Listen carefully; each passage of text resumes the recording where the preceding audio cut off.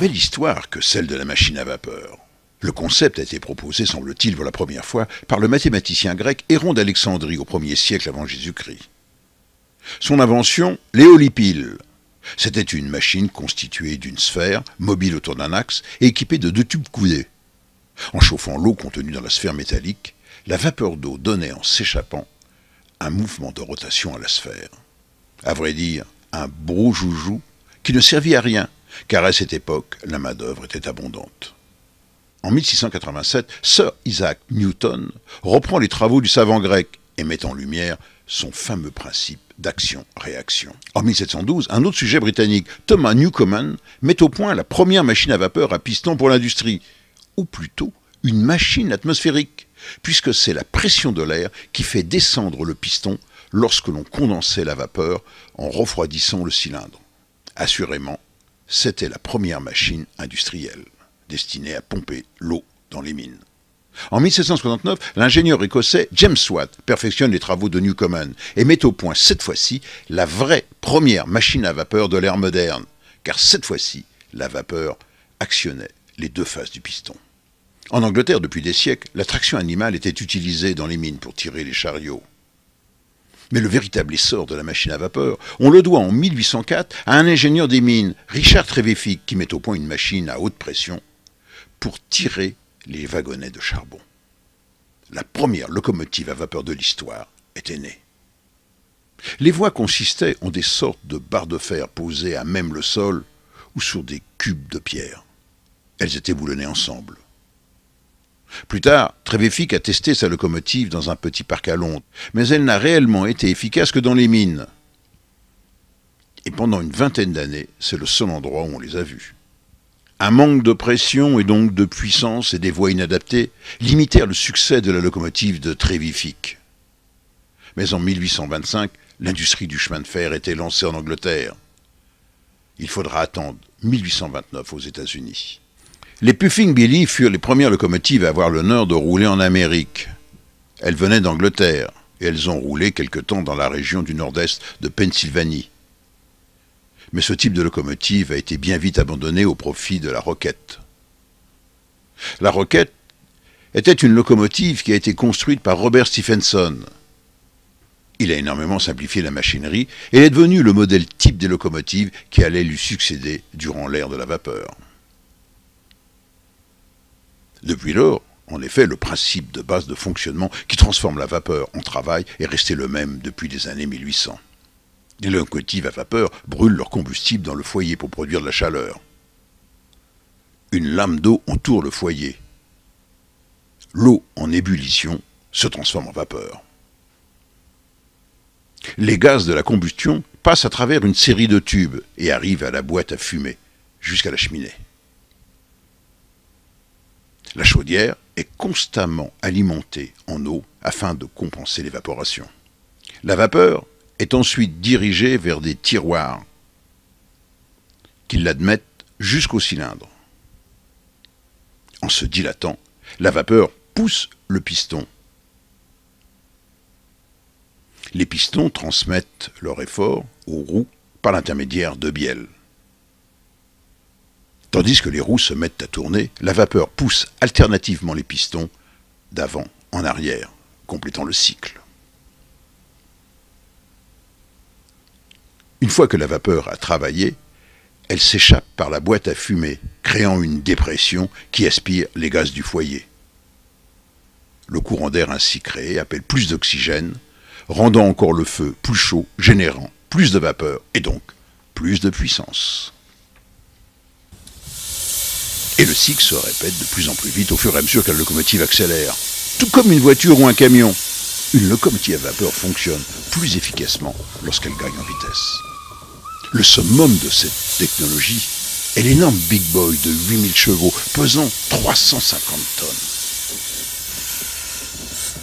Des monstres articulés, monstres certes, mais également pièces d'horlogerie, puisque capables de rouler à plus de 100 km/h.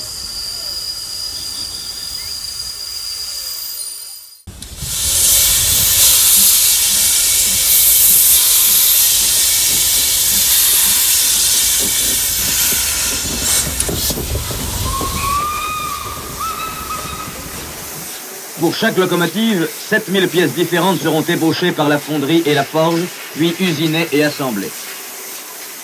Malgré la complexité de cette tâche, chaque atelier de la grande usine donne cette impression de méthode et d'ordre des grandes installations modernes. Chacune des pièces nécessaires progresse d'un poste de travail à l'autre, suivant l'ordre prévu par les différents plannings de fabrication. Véritable synthèse des techniques de la construction mécanique, l'usine fait appel à l'énergie fournie sous toutes les formes par ses stations centrales.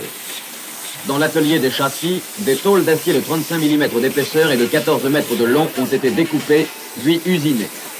Au cours d'une opération dite d'habillage à plat, les renforts et les premiers supports ont été fixés.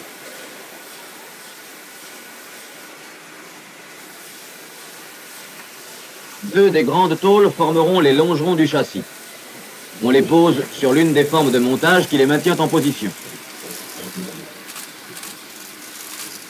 Ainsi s'ajoute une nouvelle unité à la série des châssis déjà en cours.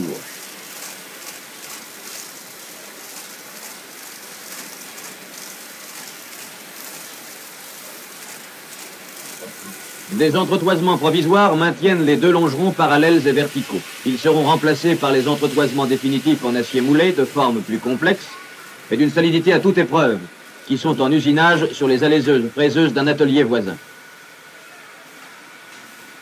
Cette pièce de plus d'une tonne formera le caisson d'attelage arrière de la locomotive. Plus importante, les entretoises intermédiaires sont descendues entre les portées préparées des faces intérieures des longerons.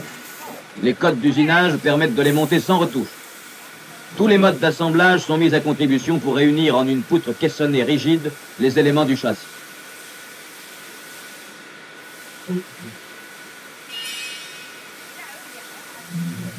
À ce stade de fabrication, l'ensemble de la chaudière pèse près de 26 tonnes et mesure plus de 12 mètres de longueur. Telle une acrobate de haute voltige accrochée par les dents au trapèze volant, l'énorme masse suspendue par le gueulard, porte du foyer, est redressée jusqu'à la verticale par un pont roulant transversal.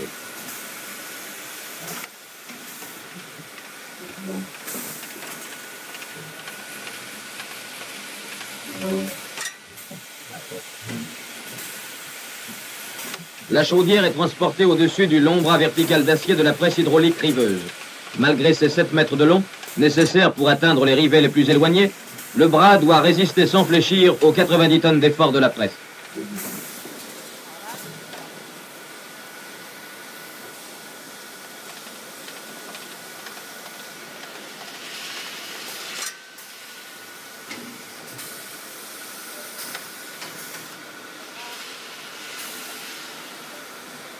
La mise en place du faisceau tubulaire est la dernière des grandes phases de construction des chaudières.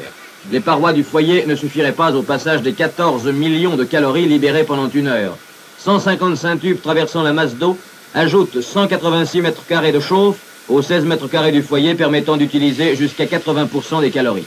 Un premier collecteur répartit sur 30 éléments surchauffeurs placés dans les gros tubes la vapeur saturée à 210 degrés que libère le régulateur. Un second collecteur recueille la vapeur surchauffée à 400 degrés qu'il envoie au cylindre moteur. Dans les plaques tubulaires, les tubes sont maintenus par mandrinage.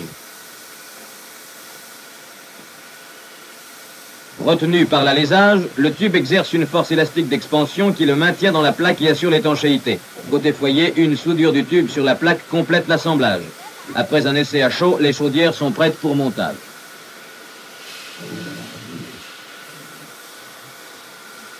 Dans l'atelier des châssis, les dernières opérations de montage ont été terminées en temps voulu. Tôle de tablier, réservoir de frein, pièces d'attelage et tampons ont complété le châssis. Par manœuvre simultanée, 2 ponts roulants dirigent le châssis vers la porte de l'atelier.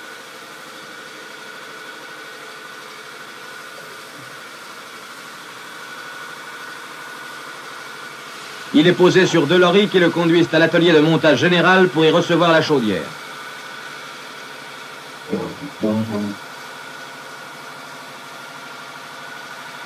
Presque simultanément, la chaudière, elle aussi sur 2 lorries, fait son entrée dans le hall.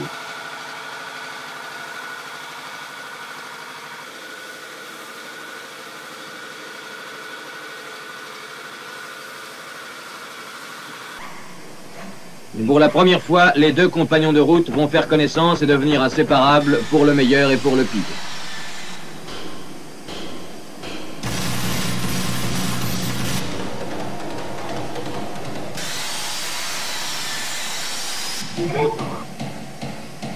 De cette union des 2 plus importants ensembles, une nouvelle locomotive de la série est née. Les matelas d'amiante calorifuge déjà posés sont recouverts par les tôles d'enveloppage fixées aux armatures de la chaudière.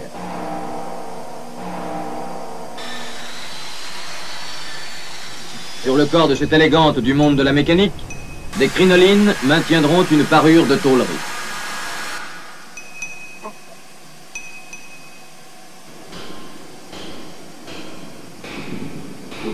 Mais cette élégante appartient à un monde moderne et pratique, où a disparu la classique pelle du chauffeur, que remplace le chargeur automatique en cours d'installation.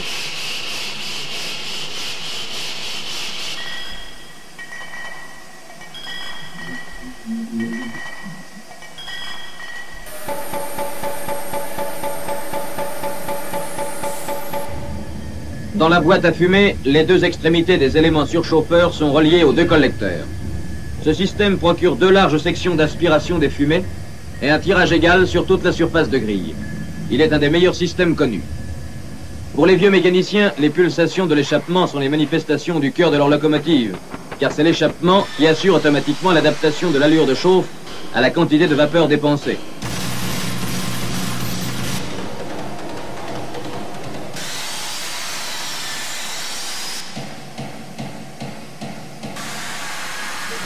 À l'autre extrémité de la locomotive, une équipe d'ouvriers procède au montage des appareils de conduite et de contrôle disposés sur la plaque arrière de chaudière.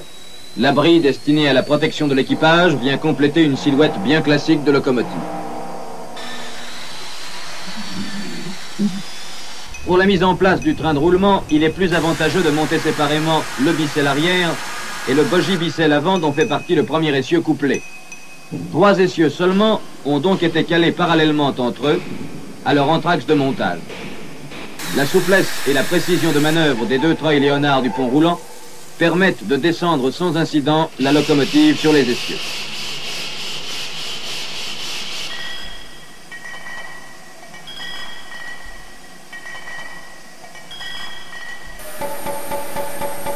La vérification systématique des jauges à limite et la mesure des états de surface, effectuée au palpeur pneumatique, permettent de réaliser les meilleures conditions de montage et de fonctionnement.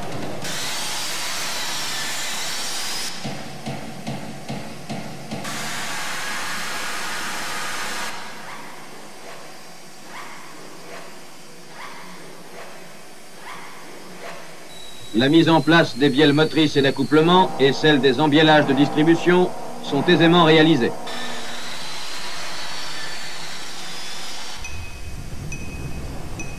Il ne manque plus à l'appareil moteur que ses pistons, car ce sont eux qui font marcher la machine. Une fourrure provisoire maintient les segments élastiques du piston pour son entrée dans le cylindre.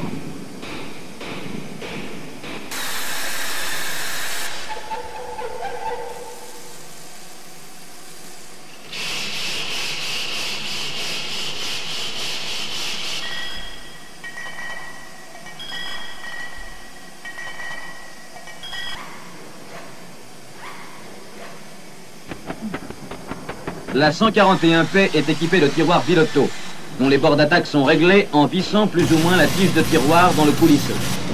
Une étude approfondie a permis d'obtenir les meilleurs diagrammes de puissance en reliant cinématiquement les tiroirs basse pression au mécanisme du cylindre voisin à haute pression. Une seule distribution Walschertz, installée à l'extérieur des embielages moteurs, peut ainsi commander simultanément les tiroirs des deux étapes de pression.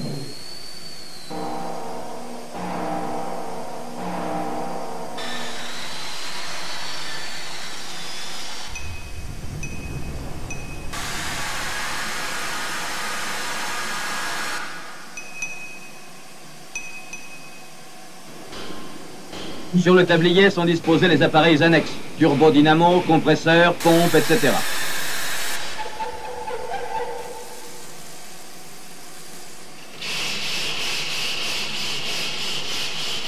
Le bogie Bissell est prêt pour le montage. Suspendu à chaque extrémité au crochet d'un pont roulant, notre locomotive, qui déjà approche des 100 tonnes, va docilement se poser sur la crapaudine centrale du bogie.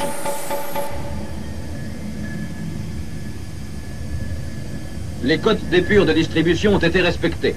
Il faut néanmoins procéder au réglage de la distribution, actionnée tout entière par la bielle de commande de coulisses, qui, pendant la marche, lui donnera son mouvement pendulaire.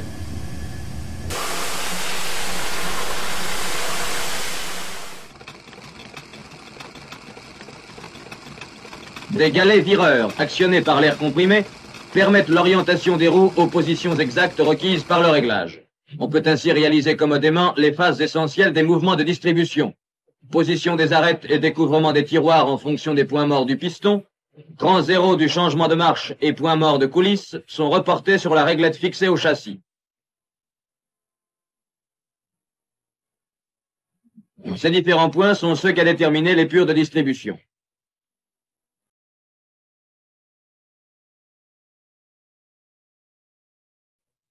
Le montage de la distribution et son réglage termine la gamme des travaux effectués dans le rôle principal de montage. Par-dessus les différentes travées, un pont roulant de 150 tonnes transporte la locomotive jusqu'à la voie de sortie de l'atelier.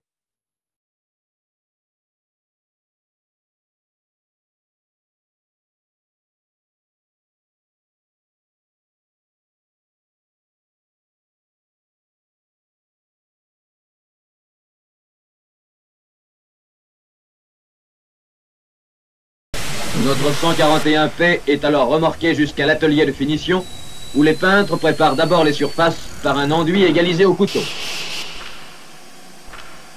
On a fait le plein, 8 tonnes d'eau dans la chaudière et 34 dans le tinder.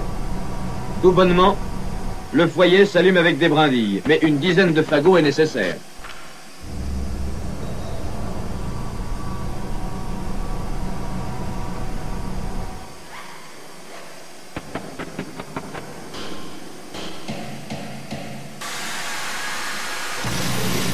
Lorsque la pression est suffisante, le moteur à vapeur placé dans le tinder actionne le chargeur mécanique. Le charbon puisé dans la trémie du tinder est amené au foyer par l'ensemble articulé d'une vis d'Archimède tournant dans un conduit. Bientôt la pression atteint les 20 hectopièces prévues au timbre. Pour la première fois sur cette locomotive, le mécanicien ouvre le régulateur et encore un peu timide, la 141P fait ses premiers tours de roue. Au-dessus de nous, c'est un défilé de tous les mécanismes que nous avons vus naître. Cylindres, essieux coudés, essieux droits, cendriers.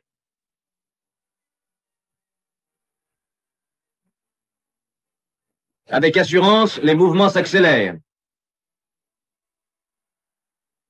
Le tachymètre monte, 30 km à l'heure, puis 40. La 141P goûte pour le grand air des espaces champêtres. Ce parcours d'essai est une fête.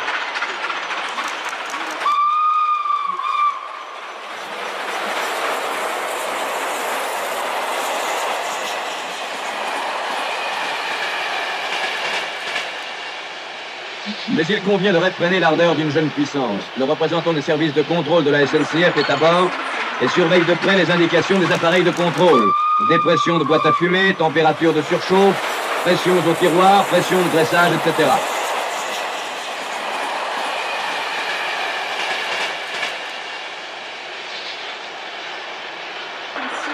Bientôt paraît la première gare. La première de toutes celles que notre jeune locomotive traversera au cours de sa carrière. Petite gare coquette, elle a su prendre un air de fête pour ce premier accueil. Le printemps, le soleil sont de la partie. Docile, la machine a ralenti et stoppé. Le signal du départ est donné. Détendant doucement ses muscles d'acier, Elle s'apprête avec un calme tranquille à répondre à l'appel du rail. Un coup de sifflet joyeux et quittant sa maison natale pour toujours, la nouvelle locomotive, indifférente à la peine des hommes qui l'ont conçue, s'en va. Avec aisance à la fois puissante et rapide, capable d'assurer la traction des trains de marchandises accélérés comme celle des express les plus lourds, elle a trouvé son élément. Moyen indispensable de l'outillage et de la prospérité économique du pays, elle témoigne aussi de la vitalité de notre industrie mécanique et de l'amour du travail bien fait des travailleurs de France. Ainsi se termine la belle histoire, la naissance d'une locomotive.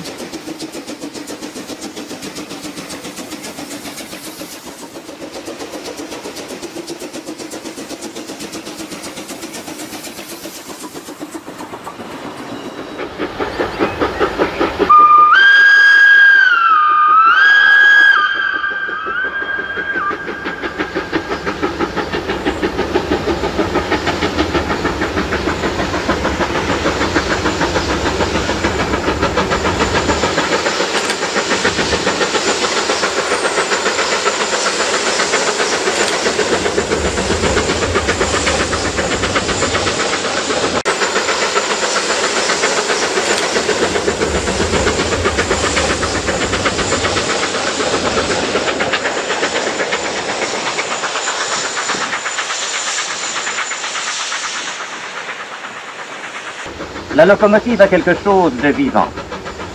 Nous sommes séduits par son allure majestueuse et l'élégance de ses formes, mais aussi par l'impression qu'elle nous donne de force disciplinée et de sécurité, celle d'un bon géant qui obéit à l'homme.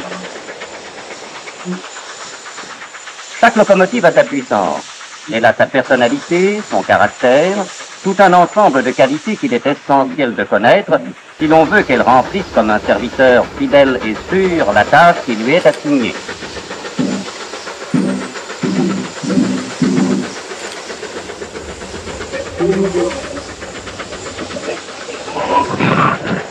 Ces qualités, on les détermine par des essais. Essais au banc et essais en ligne. Commençons par les premiers. Essais au banc. Ici, tandis que la locomotive fonctionne, elle est solidement attachée. Ce n'est pas elle qui avance, mais c'est le sol qui se dérobe sous elle. Le banc de Vitry-sur-Seine est le plus moderne et le plus puissant du monde. C'est le seul qui soit utilisé d'une façon permanente. Les chemins de fer français qui l'ont construit y mettent à l'épreuve tous leurs types de locomotives.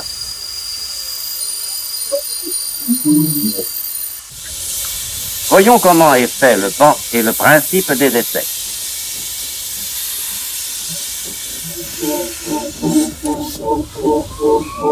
Le banc comporte 8 paires de roues à essieux parallèles. On les appelle des rouleaux. Ils sont destinés à supporter les roues de la locomotive à étudier. Voici un de ces rouleaux.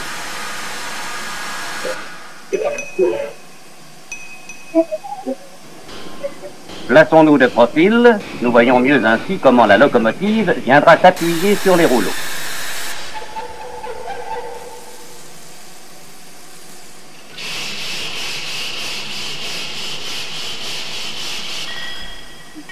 La locomotive sur le banc sera solidement attachée. On la fixera à une barre d'attelage au moyen d'une cheville.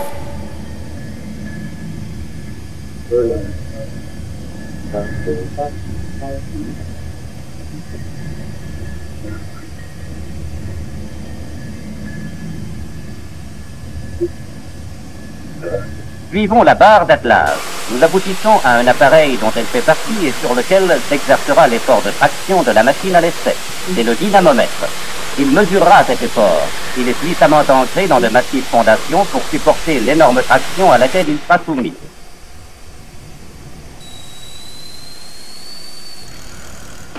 Voici le dynamomètre dans sa cabine. Il est relié à des appareils chargés d'enregistrer ces indications et qu'on aperçoit dans la cabine supérieure. C'est la cabine d'enregistrement dont nous reparlerons tout à l'heure.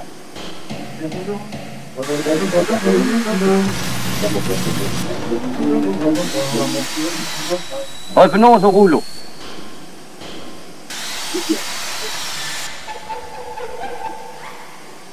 Les roues de la locomotive, en tournant, entraîneront les rouleaux. Mais comme ceux-ci n'offrent qu'une faible résistance, Il faudra les freiner pour régler la vitesse, sinon les roues, évidemment, s'emballeraient.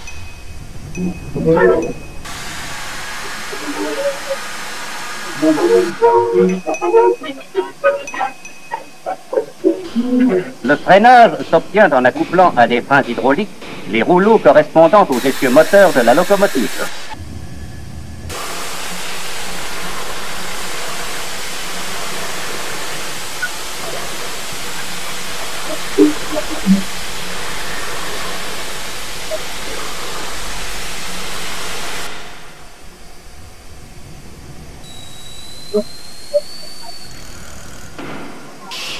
Nous voyons ici un de ces freins accouplés au rouleau. Le banc de Vitry comprend 3 freins sur chacun de ses côtés, ce qui permet d'y essayer des locomotives ayant jusqu'à 6 essieux moteurs. Voyons maintenant comment on procède à un essai. On commence par préparer le banc. Par des commandes mécaniques d'une grande précision, on déplace les rouleaux et les freins accouplés pour les mettre exactement à l'aplomb des roues de la machine à étudier. Le déplacement se fait sur des crémaillères rigoureusement parallèles et s'appuyant sur de profondes fondations. Le banc étant ainsi préparé, la locomotive arrive en reculant sans son temps d'air. Nous allons voir comment elle va venir se placer sur les rouleaux. Ces roues quittent les rails et s'engagent par leur boudin seulement dans les ornières d'une plateforme qui maintiendra la machine au-dessus des rouleaux. La locomotive roule sur la plateforme.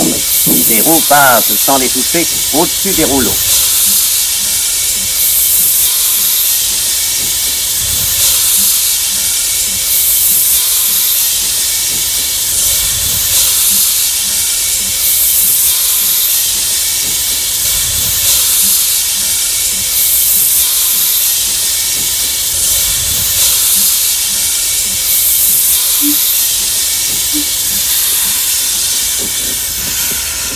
Après que la machine a été attelée à la barre du dynamomètre, la plateforme s'abaisse, puis s'efface, laissant les roues se poser sur les rouleaux. Ce mouvement de descente dure plus de 5 minutes.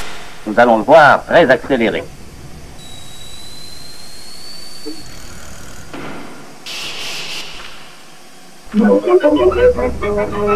Une grande précision est nécessaire. Avec un appareil spécial, on vérifie à moins de 1 mm près que les centres des roues et des rouleaux sont sur la même verticale. Ensuite, les essais commencent. Notons d'abord que pendant ces essais, le charbon sera pris dans un coffre reposant sur une bascule. Il sera exactement pesé.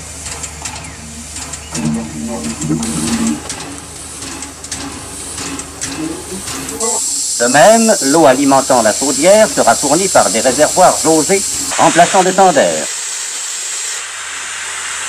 Arrivons aux essais. Le mécanicien agit sur son régulateur comme si sa machine était en ligne. Les roues se mettent en mouvement. Mais la locomotive, attachée, ne peut pas avancer. Tout son effort s'exerce sur le dynamomètre, tandis qu'elle fait tourner les rouleaux.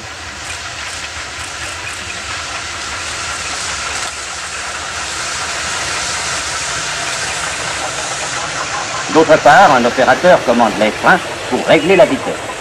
On pourra ainsi répéter les essais à différentes vitesses, jusqu'à par exemple 140 km à l'heure.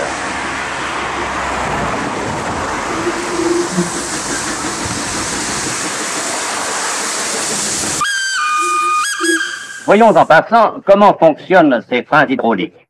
Examinons dans une coupe ce qui s'y passe. L'eau contenue dans le frein tourbillonne dans les alvéoles et ces mouvements absorbent de la puissance dans une proportion qu'on peut régler.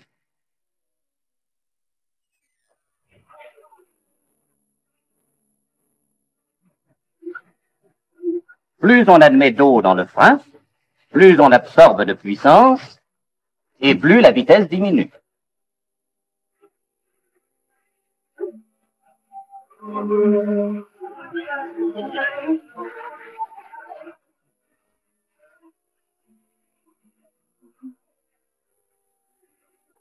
Moins on admet d'eau, moins la résistance est grande et plus la vitesse augmente.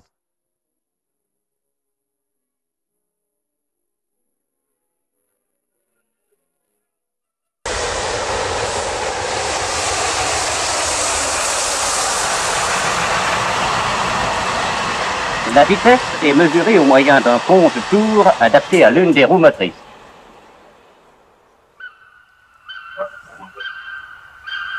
Les indications fournies par le dynamomètre et par l'indicateur de vitesse sont transmises à la cabine d'enregistrement.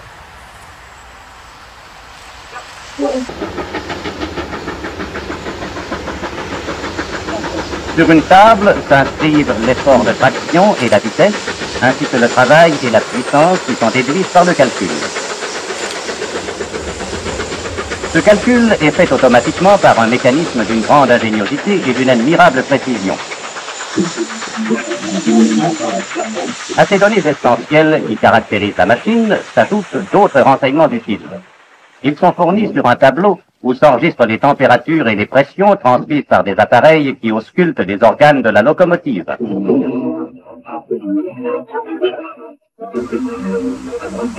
Les essais terminés, la locomotive, dételée, quitte le banc. Ces essais font connaître les qualités de la machine. Mais la locomotive sur le banc n'est pas dans son élément.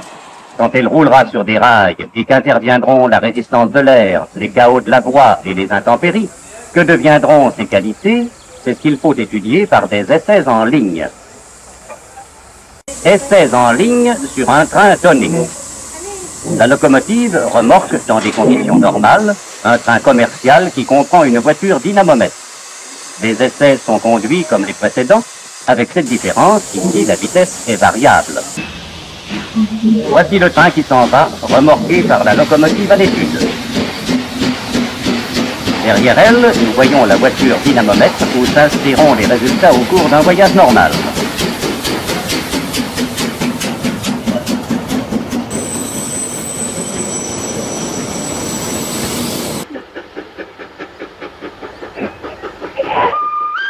On répétera les essais avec des trains légers ou lourds, rapides ou à vitesse moyenne, en ligne accidentée ou en plaine.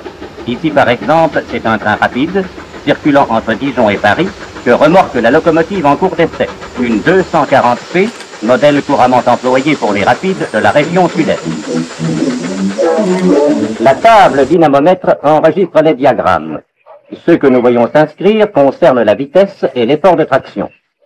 Pendant que ces courbes se tracent, citons quelques résultats. Au cours de ce voyage, la machine a atteint une vitesse de 100 km à l'heure et développé une puissance allant jusqu'à 3500 chevaux. Elle est loin d'avoir donné son maximum, puisqu'elle peut remorquer à 140 km à l'heure un train de 650 tonnes. Les 4400 chevaux qu'elle fournit dans ces conditions équivalent à la puissance de 110 automobiles de type moyen. Elle consomme alors, en 1 heure, 25 tonnes d'eau et 4500 kg de charbon, soit 10 LD à la minute. Cadence dure à soutenir. Aussi, pour faciliter le travail du chauffeur, les machines 240P sont-elles pourvues d'un chargeur mécanique. Au cours de sa longue carrière, des milliers d'existences humaines lui seront confiées. Toujours obéissante à la vigilante équipe du mécanicien et du chauffeur qui la conduit, elle remplira son rôle sans défaillance, celui d'assurer la régularité et la sécurité des transports. Et lorsqu'un jour elle vous aura amené au terme d'un long voyage, ne serez-vous pas tenté de la remercier d'un salut amical?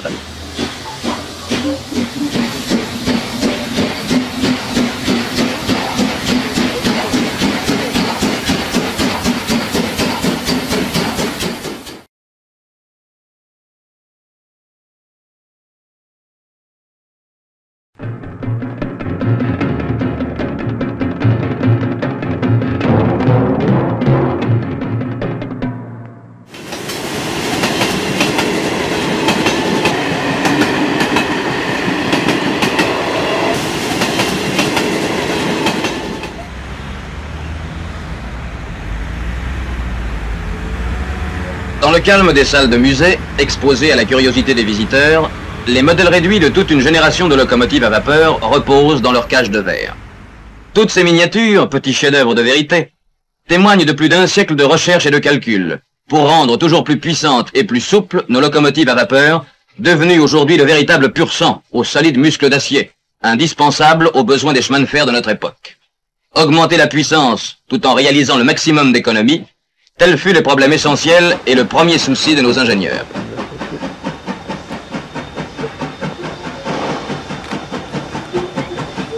Nous allons jeter un coup d'œil rapide sur quelques échantillons de cette écurie métallique sortie des forges d'un moderne Vulcain. Cette 141P qui effectue ici ses essais est du type de la locomotive classique. Son poids en ordre de marche est de 112 tonnes. Timbrée à 20 hectopièces, sa chaudière, chauffée au charbon à l'aide d'un stocker, alimente son moteur compound à 4 cylindres qui communique par l'intermédiaire des bielles sa puissance aux 4 essieux moteurs munis de roues de 1,65 m de diamètre. Grâce à sa puissance à la jante de 3300 chevaux, la 141P a permis d'accroître considérablement les charges des trains et leur vitesse en rampe. Remorquant un train de 700 tonnes, elle a soutenu la vitesse de 100 km/h entre Lélôme et Blaisy-Bas, la plus difficile section avec sa rampe de 8 pour 1000 du parcours Paris-Dijon. Certaines de ces machines ont effectué des parcours mensuels atteignant 10 600 km.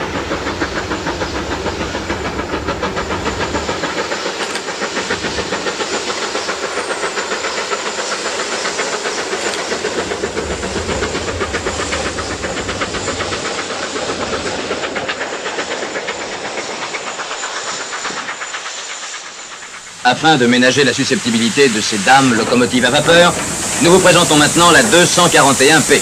Comme sa sœur cadette que nous venons de voir, sa chaudière est timbrée à 20 hectopièces. À surchauffe, alimentée par stocker et compound à 4 cylindres, elle atteint le poids respectable de 131 tonnes 400, ce qui ne n'empêche pas de jouer avec brio les lévriers du rail, car l'une d'elles remorquant, avant l'électrification de la ligne Paris-Dijon, un train de 604 tonnes, a développé entre La Roche et Dijon en rampe de 8 pour 1000 à la vitesse de 100 km/h, une puissance de 4200 chevaux indiqués, soit au crochet, environ 3300 chevaux ramenés en palier.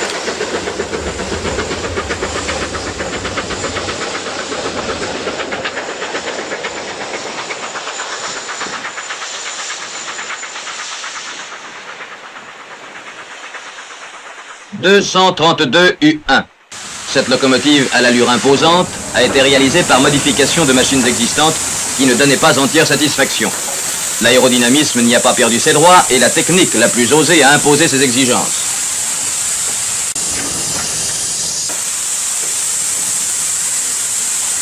Tout a été particulièrement étudié sur cette machine afin de lui donner le maximum de rendement.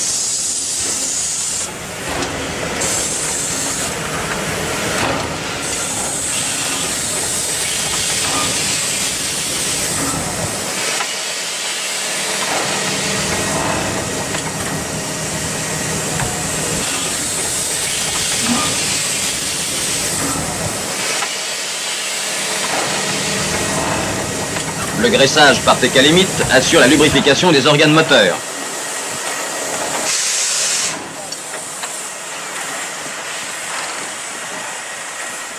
En cherchant à dimensionner largement le foyer qui repose sur 2 essieux porteurs arrière, alors que le type Pacifique antérieur n'est muni que d'un seul essieu, on a obtenu ainsi une grande robustesse générale en même temps qu'une économie appréciable de combustible. Cette locomotive de 4000 chevaux a la marge de puissance voulue pour le service des grandes lignes, tout en présentant une élégante silhouette.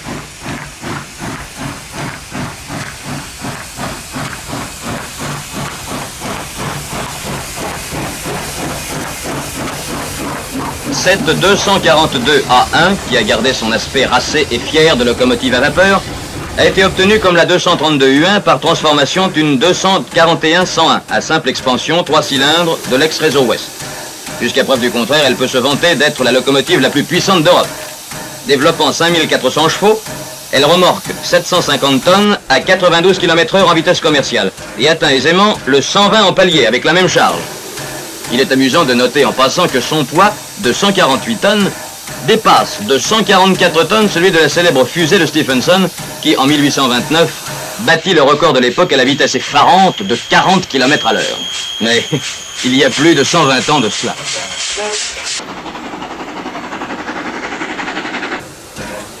Tiens, voilà grand-mère, toujours jeune et pimpante dans sa robe maintenant démodée. Elle profite des loisirs de sa retraite pour voyager. Et un tantinet orgueilleuse pour montrer aux générations qui ne l'ont pas connue qu'elle est l'une de celles qui furent à l'origine de nos modernes coursiers du rail. Nous ne pouvons lui en vouloir, c'est une respectable et honnête vieille dame. Et puis, il faut bien que vieillesse se passe.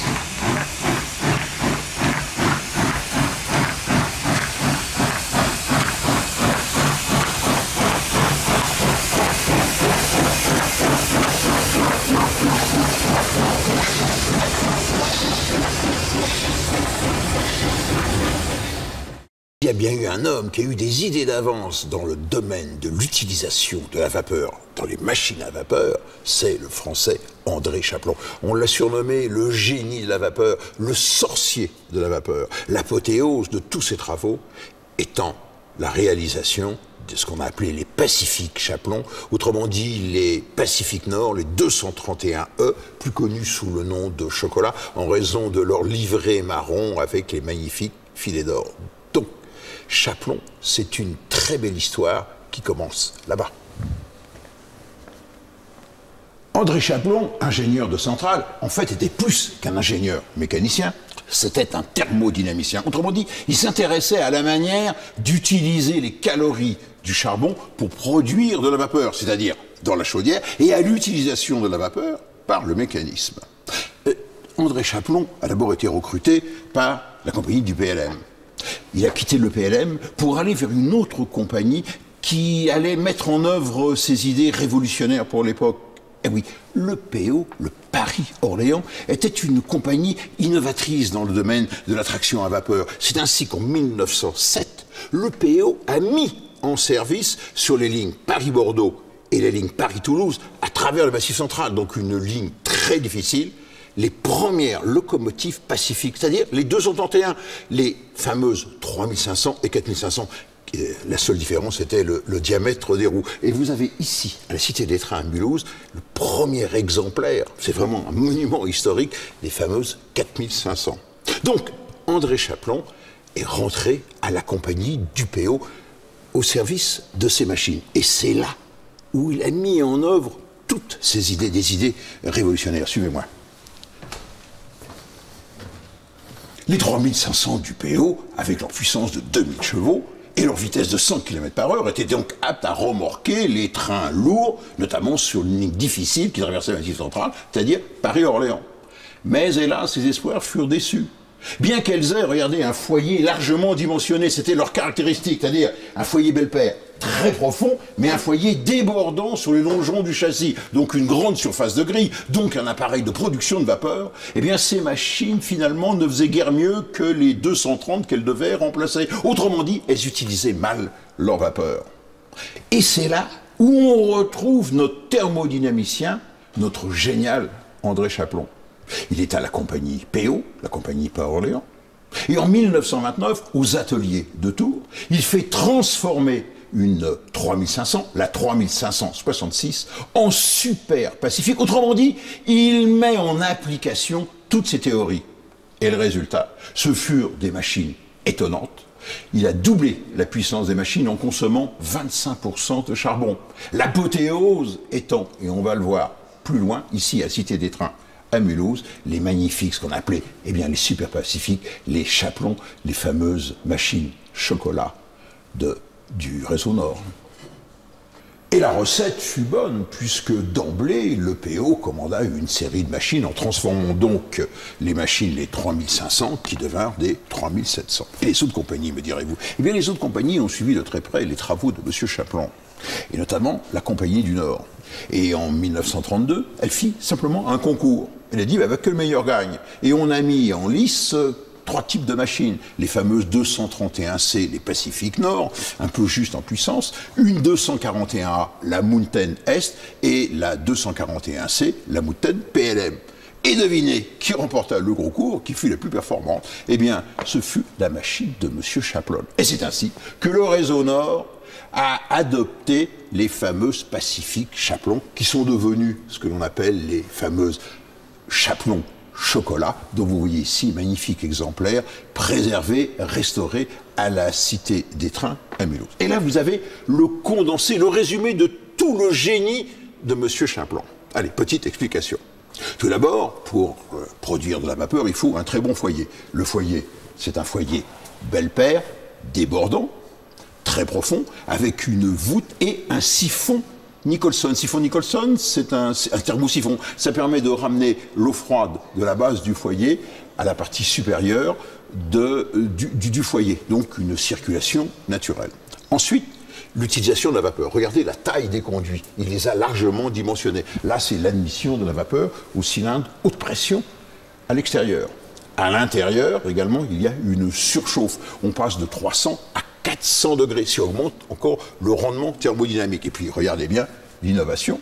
Ici, sur la distribution qui est tout à fait classique, eh bien, on n'a plus un tiroir qui fait des mouvements d'avant en arrière, on a un système de commande de soupape, commande de système oscillant. Ce sont des soupapes d'abeilles. Et oui, ce sont un peu comme des soupapes de voiture, ce qui évite ce qu'on appelle le phénomène de laminage, d'étranglement de la vapeur. Et puis enfin, à l'avant, une boîte à fumée largement dimensionnée, avec un meilleur vide, et à l'intérieur, un double échappement qui permet de mieux aspirer les gaz de combustion et donc d'activer le foyer. Le résultat, c'est que cette machine est passée de 2000 à 3500, voire 3700 chevaux. C'était une révolution pour l'époque, qui plus est, une consommation de charbon réduite de 25%. Ces machines, qui sont devenues les fameuses 231E du Nord, ont été construites à 48 exemplaires. Elles ont été en service, la dernière s'est éteinte en 1968. Et elles ont remorqué, vous le voyez là, ici à l'avant, le fameux train, le Paris-Calais, la Flèche d'Or.